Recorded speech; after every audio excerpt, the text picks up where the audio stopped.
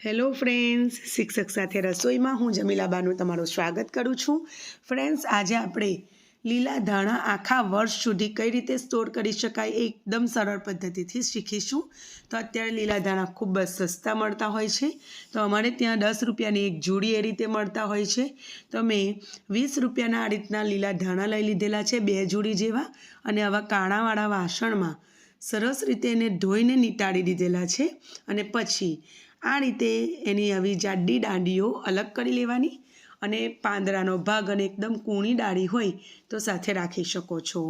તો આ રીતે બધા પાંદડાઓને આ રીતે અલગ કરી અને કાણાવાળા આવી કોઈ પણ જાળી તમે લઈ શકો, એમાં મેં અલગ કરી દીધેલું છે. તો આ રીતે જુઓ, 3 જાળી પર અને કાણાવાળા વાસણમાં આ રીતે મેં પહોળું કર્યું છે.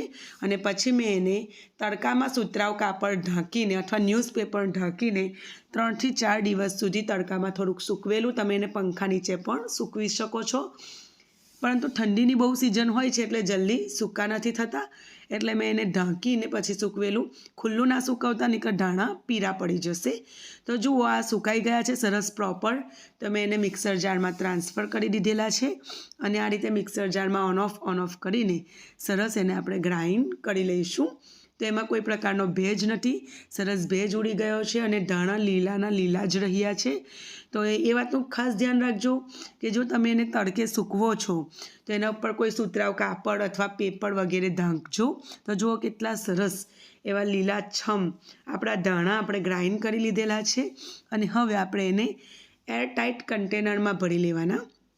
હવે ફ્રેન્ડ્સ, ધાણા આપણને આખા વર્ષ માટે ખૂબ જ ઉપયોગી હોય છે, પરંતુ અમુક સિઝનમાં જોઈએ એવા ધાણા નથી મળતા હોતા અને ખૂબ જ મોંઘા પણ થઈ જાય છે. તો તમે આ રીતે ઝટપટ બનાવીને સ્ટોર કરી લો. તો ફરી મળીશું એક નવી રેસીપી સાથે. ઉપયોગી ટીપ લાગી હોય તો ચેનલને સબસ્ક્રાઈબ કરી મને તમારો સપોર્ટ કરતા રહેજો. ફરી મળીશું. આવજો.